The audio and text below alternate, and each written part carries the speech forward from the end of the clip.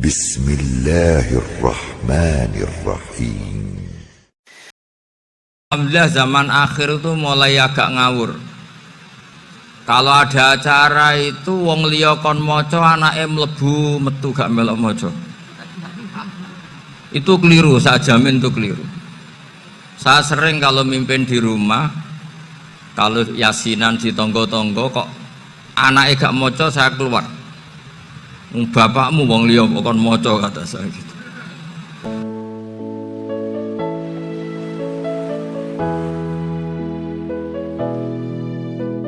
Intinya itu silahkan Anda bikin jumlah sesuai versi Anda. Yang penting Anda jangan kampanye kalau itu perintah Kanjeng Nabi Muhammad SAW. Karena kalau kamu atas namakan Nabi kemudian jumlahnya sampai 800 berapa? 800 juta, berarti Nabi mengajarkan masyakoh pada umatnya. Jadi cukup yang riwayat itu di sini hanya 100 sama 1000. Jadi kalau jumlah tadi untuk 7 apa? Turunan.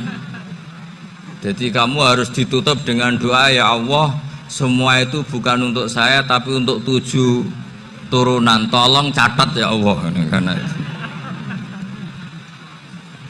jadi artinya gini loh ya, orang Indonesia yang sering mempraktekkan Ataqosomadiyah itu bukan tanpa dalil. Ternyata dalam mazhab Maliki, saya masih ingat ketika mbah saya kandung, bapaknya bapak, asmane Mbah Nur Syam, itu wasiatnya minta dibacakan 4.000. Yang baca pas itu ya bapak sama anak-anaknya. Dan kemudian alhamdulillah zaman akhir itu mulai agak ngawur. Kalau ada acara itu wong liya kon maca anake mlebu metu gak melok maca. Itu keliru, saya jamin itu keliru. Saya sering kalau mimpin di rumah, kalau yasinan di tonggo-tonggo kok anake gak maca saya keluar. Bapakmu wong liya kon maca kata saya gitu. Jadi itu menurut saya itu yang jelas, saya sampai ngisi begini. Yang ada riwayatnya itu idza mata ibnu adam min qata amaluhu illa min salasin shadaqatin jariyah au ilmin yuntafa'u bi aw waladin sholihin yatullah. Itu ndak ada di hadis au kiyayin sholihin yatullah kata. Yang ada itu awaladin apa? Sholihin. Jadi anaknya harus ikut, kalau ndak ada usah kata. Akhirnya anak edo wedi, nggih Gus nggih. Akhirnya tak kei jagung paling akeh, kula mendet sithik. Wong aku ora anake kok. Kadang-kadang enggak, orang lain baca buahnya anaknya mau mlebu metu mau enggak no tamu mbek rokokan. Itu harus ditobatkan itu. Keliru itu. Karena nasnya bukan au kiyayin sholihin tapi au waladin sholihin. Ini bukan provokator, ini memang ya seperti itu. Nah terus tentang tadi la ilaha illallah yang didawuhkan Gus Azaim, la ilaha illallah itu penting sekali. Cuma saya mohon itu dielmoni lah. Jadi dulu kalimat ini menjadi spesial karena dielmoni, karena dimulai dari fa'lam annahu la ilaha illallah. Terusannya ayat tuh wastaghfir li dzambika walil mu'minina wal mu'minat.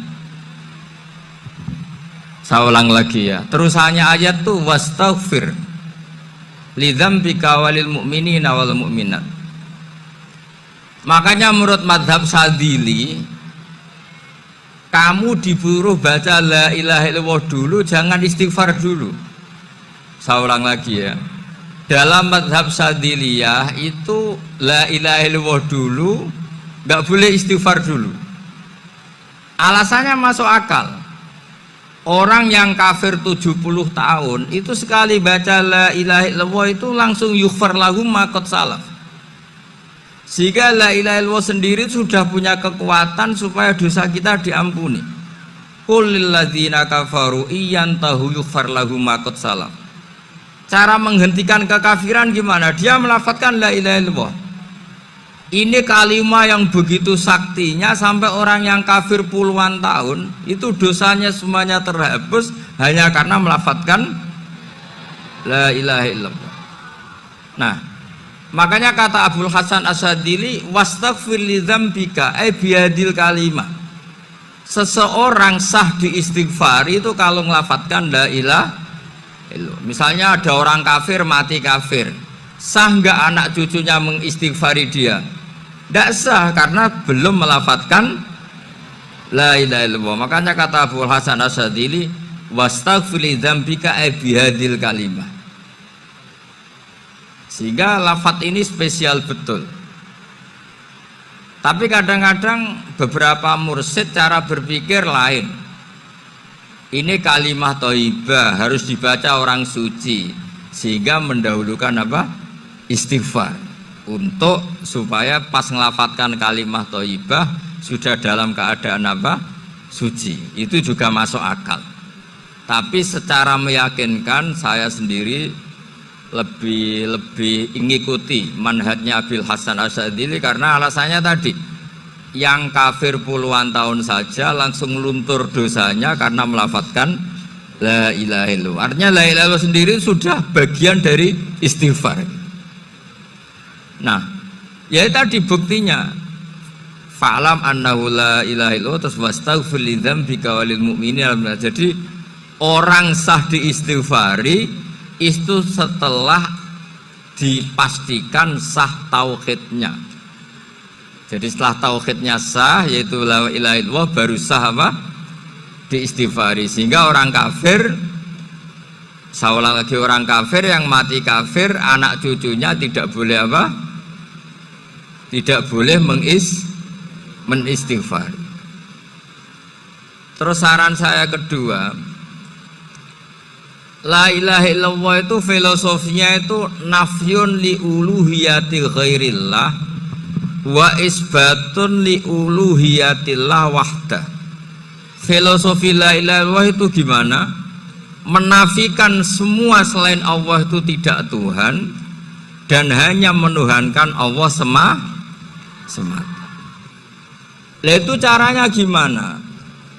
Caranya kita harus terbiasa ini, karena tadi saya dibilangin panitia ini rata-rata mustameknya atau mustamiatnya ini santri.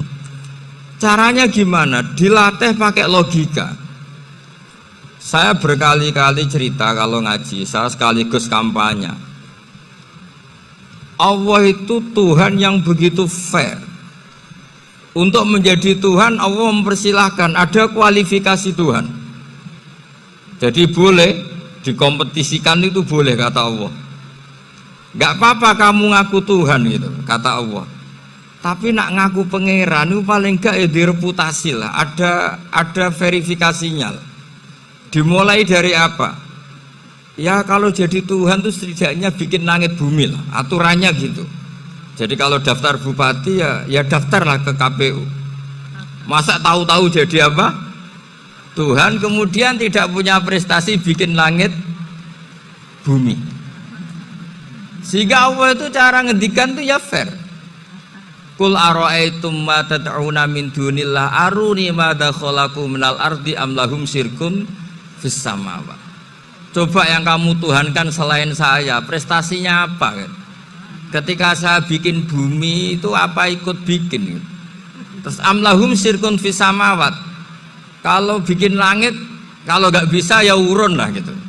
Urun semen apa urun bego, pokoknya urun lah gitu. Urun ora, gawe bumi ora, ngerti-ngerti ngaku dadi pangeran. Kul hatu burhanakum. Jadi ya kan ya lucu kan, misalnya syarat kiai di Salafiyah kan keluarga Kiai As'ad, cucunya ngaji ngalim. Orang keluarga Kiai As'ad terus muni, aku kiai utama di Salafiyah. Oh mesti di penjara ya. Lah yo gak gawe langit bumi, gak ada prestasi terus ngaku sebagai apa? Tuhan. Sehingga fair. Makanya saya berkali-kali cerita, Jubair bin Mut'im itu punya anak namanya Muhammad. Ini sudah orang alim, Muhammad bin Jubair bin Mut'im. Itu cerita awala islami abihi. Mut'im itu orang pinter sekali. Saking pinternya dia jadi delegasinya orang Quraisy datang ke Rasulullah sebagai negosiator untuk membebaskan Asra Badrin, tawanan perang apa? Badar. Yang namanya disuruh itu pasti orang pinter. Tapi apa yang terjadi ketika nginep di masjid, karena zaman itu gak ada hotel, nanti jadi geger. Orang musyrik nginep di masjid hukumnya gimana? Bahsul masail tok.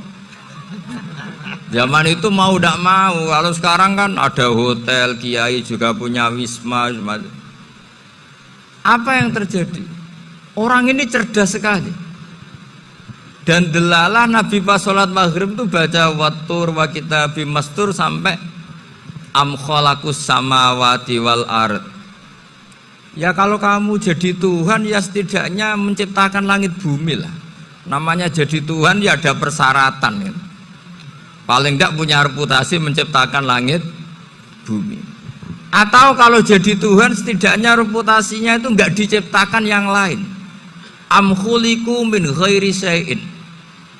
Ini jadi Tuhan kok punya bapak, punya ibu. Ini jadi Tuhan kok lahirnya di bumi, ada tanggal lahirnya, ada tahun. Masa jadi Tuhan kok dulu buminya semuanya, walhasil tuh akhirnya Nabi ketika salam sholat maghrib dia datang, ya Rasulullah, akalku habis oleh ayat yang barusan kau baca. Sudah saya Islam saja. Argumentasi selain Allah Tuhan itu batal. Itu lah saya mohon santri-santri salafiyah itu baca Quran sampai seperti itu. Jadi jangan hanya khataman banyak-banyakan maksudnya. Ini bukan nyindir, ini ngamuk ini. Jadi ya khatamannya tadi lah 1000 atau berapa lah, jangan banyak-banyak. Juga kasihan malaikat yang nyatet kan. Wong baru subhanallah alhamdulillah aja di tag hadisnya abad al malaikah kan di tag. Itu baru subhanallah alhamdulillah itu sudah mencapaikan malaikat. Makanya saya wiridan tuh arang-arang kasihan malaikat karena nanti jadi itu ya ada madhabnya itu. Jadi kalau Gus Azaim sholat lama tak saingi sholat cepet tuh sama-sama ada madhabnya. Yang cepet kayak saya tadi, setan pas tata-tata mau goda pas rukuk saya sudah itidal, mau goda itidal saya sudah sujud, pusing dia. Tapi jangan tiru, ini madhab yang agak-agak khusus lah, sudah cara orang Madura agak khilaf khusus. Khilaf ya, khilaf ini agak khilaf ini sudah. Tapi saya ingin lah, sampean kalau ngaji Quran itu dilatih berlogika. Jadi Allah itu fair. Enggak apa-apa kalian ngaku Tuhan tuh enggak apa-apa, tapi tunjukkan prestasi kamu apa. Aruni madza khalaqu minal ardi am lahum syirkun fis samawati. Am khalaqus samawati wal ard. Diulang lagi, am khuliqu min ghairi syai'in. Setidaknya kalau jadi Tuhan itu ya enggak butuh yang lain lah.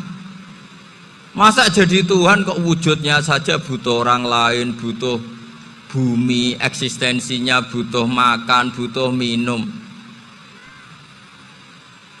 Makanya Allah cara meniadakan uluhiyah selainnya itu Allah itu redaksinya itu mengena sekali. Yaitu tadi dengan cara-cara seperti itu. Sebagian ayat disebutkan ma asyattuhum khalqas samawati wal ardi wala khalqa anfusihim. Wong Tuhan kok enggak punya reputasi bikin langit, bikin bumi, bahkan untuk menciptakan dirinya sendiri saja enggak bisa. Ya sudahlah, kamu enggak usah ngaku Tuhan, enggak level kata Allah gitu. Akhirnya terus ditemukan Tuhan yang sejati, yaitu wal awwalu wal akhiru wal dhahiru wal batin. Itu yang Mut'im ini tadi termasuk orang yang sangat cerdas sekali. Padahal itu bacanya bukan pas basul masail, enggak. Nabi pas sholat maghrib. Juga bukan pas ceramah, enggak. Tapi itu didengarkan. Makanya termasuk ini spesial untuk hormat saya kepada Ki As'ad. Makanya saya ini kalau mentasjek santri-santri, ini agak sensitif, tapi sudah saya tidak perlu takut fitnah. Saya termasuk, kenapa saya ingin jadi ahli tafsir, tentu yang membentuk itu Mbah Maimun dan bapak saya. Bapak saya itu hafal Quran kayak hafal Fatihah, saking senengnya Quran itu. Mungkin bisa kamu saingi itu. Itu adalah orang kafir itu bisa paham Quran. Itu sangat menyinggung saya. Orang kafir itu bisa paham Quran.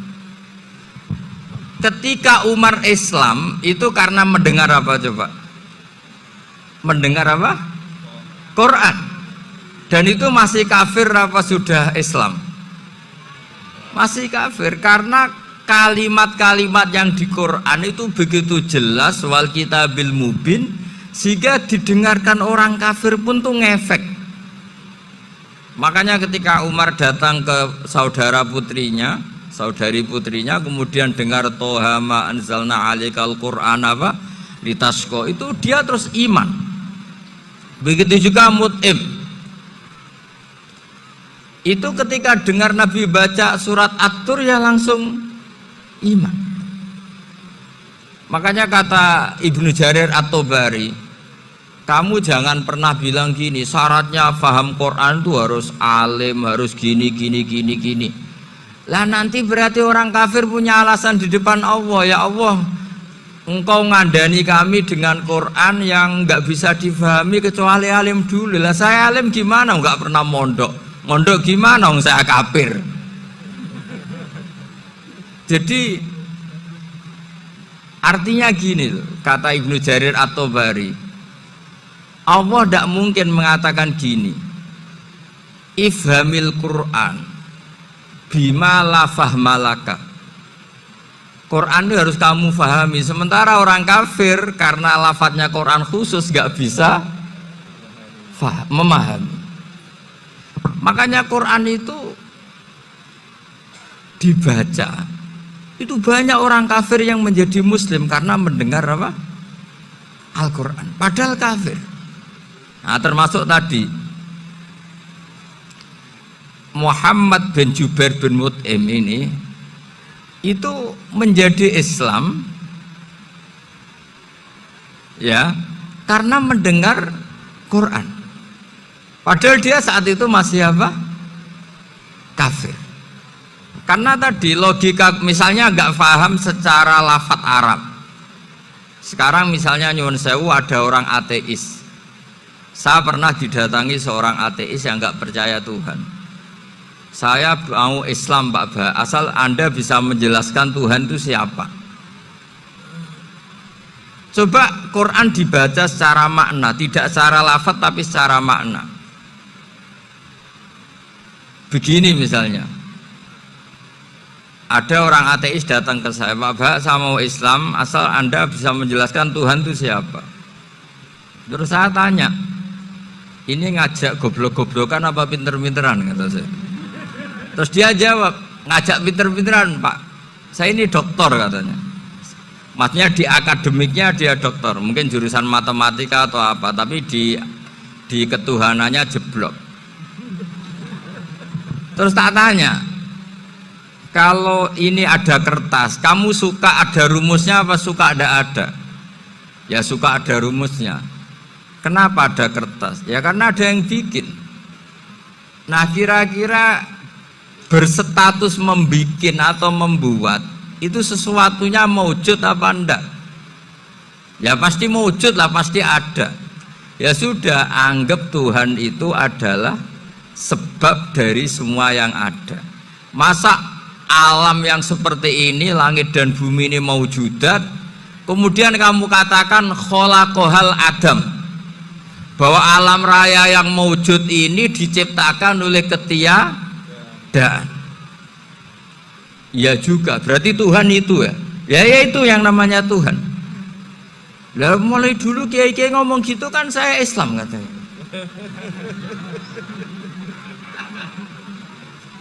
Jadi kiai-kiai itu kadang-kadang kalau dakwah pokoknya kabeh digawe Tuhan. Beda dengan dakwahnya orang-orang mantek. Orang-orang mantek itu kan nggak pernah nyebut Allah. Ini alam hawadis, la budda min muhdis. Meskipun mereka, nah muhdis ini menurut Islam namanya Allah, tapi sebetulnya kan nggak langsung bilang Allah. Jadi tak kasih tahu, alam raya ini mewujud nggak? Ya mewujud Pak. Bisa nggak sesuatu yang nggak ada menjadi faktor wujudnya yang ada? Ya nggak bisa, namanya nggak ada itu nggak bisa jadi faktor. Nah itu hebatnya ulama-ulama kita ketika mengenalkan Allah itu siapa? Zat yang wajibil wujud. Jadi kita ini kalah pinter be ulama-ulama dulu. Ya alhamdulillah kalahnya sama ulama dulu. Kalau kalah sama ulama sekarang isen. Jadi ulama dulu sudah pinter. Pasti pertanyaan dasar manusia, hadil maujudat tuh man khalaqaha, siapa yang menciptakan? Kalau kamu langsung jawab Allah atau Tuhan, mereka pasti tidak nerima. Ya jawab saja, hadil maujudat mesti khalaqaha maujudun.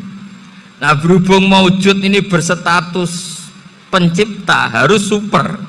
Lah super ini oleh ulama disebut wajibul wujud atau musabbibul asbab, yang oleh Islam dinamai Allah.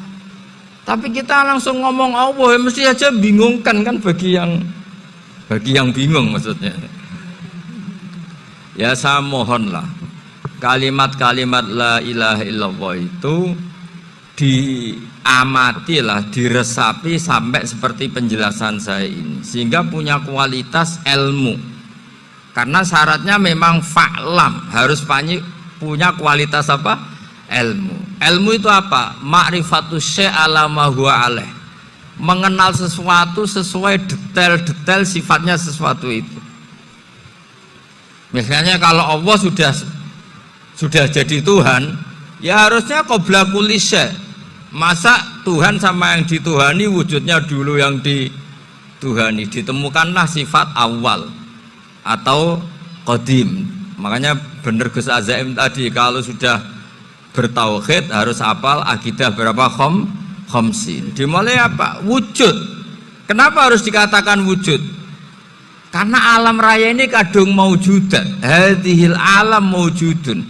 Masa maujudun khalaqahul adam? Masa maujudat khalaqahul adam? Nah itu yang disebut am khuliqu min ghairi syai'in am humul khaliqun. Jadi saya mohon semohon-mohonnya, cobalah tradisi-tradisi lihat baru ayat ini dihidupkan lagi, sehingga kita baca Quran itu sekaligus menjadi orang yang sangat argumentatif. Karena Quran adalah qul falillahil hujjatul balighah. Dilatih. Jangan bosan dilatih. Makanya kalau saya baca ayat-ayat seperti itu, cek fair Allah itu. Fair betul. Gak apa-apa saya punya pesaing kata Allah, tapi yang imbang dong. Pas aku gawe langit ya bantulah. Atau ada langit tandingan lah kira-kira gitu. Kalau saya bikin bumi ya ada bumi. Nah misalnya sekarang orang Cina bikin matahari, materinya dari mana coba? Dari yang sudah ada sekarang kan? Tetap saja gak ikut bikin kan. Tapi kalau Allah bikin langit bumi minal adam minal wujud, kalau mereka paling rekayasa yang sudah wujud diotak-atik. Nah harus sampai seperti itu, sampai kata Gus Azim kul hatu apa burhanakum. Jadi ini cara-cara kita untuk menguatkan iman. Aruni madza khalaqu minal ardi am lahum syirkun fis samawati. Terus kata Allah, itu nih bi kitabim min qabli hadza au atharatim min ilmin. Kalau kamu nggak setuju teori ini, kata Allah, cari kitab suci versi Anda. Aturan jadi Tuhan itu apa coba? Ya tetap saja semua kitab suci akan mengatakan di mana-mana Tuhan itu pencipta langit dan bumi. Jangan yang lahir di bumi jadi Tuhan. Jangan Lata Uzza jadi Tuhan. Jangan karena sakti jadi Tuhan. Nah ini di sini pentingnya ilmu balaghah, ilmu mantek yang alhamdulillah di pondok-pondok kita masih diajari. Makanya kata mantek sebetulnya ilmu akal hanya menemukan hadil maujudat khalaqaha maujudun. Nah yang maujud ini siapa? Ya wajibul wujud. Nah kemudian Islam menamai ini Allah Subhanahu wa ta'ala. Makanya ulama dulu itu kalau ngendikan Allah itu siapa? Zat sing wajibul wujud. Itu filosofinya luar biasa. Karena dengan seperti ini bisa menafikan teori ateisme bahwa alam raya ini diciptakan oleh ketiadaan. Makanya saya bilang tadi ngajak goblok-goblokan apa pinter-pinteran gitu. Lah nek ngajak goblok-goblokan yang ini hadhil maujudat khalaqahal adam. Terus kita goblok bareng. Loh iya kan barang maujud diciptakan yang tidak maujud. Wong ora wujud kok mempengaruhi sing wujud. Ya monggo nak goblok bareng kata. Akhirnya gak lho Gus, saya ini dokter masa kamu ajak goblok. Ya sudah pinter saja kata saya. Alhamdulillah karena debat kecil ini dia menjadi nyaman lagi dengan apa? Islam. Memang saya tentu nggak bisa disalahkan doktoralnya karena di ilmu yang selain apa? Teologi gitu. Tapi kan polanya dia pasti pinter. Makanya ini sekaligus mengingatkan anak-anak lah. Kecakapan menjelaskan itu harus dilatih karena diantara kelebihannya Quran itu wal kitabil apa? Mubin. Yaitu kitab yang punya kemampuan menjelaskan.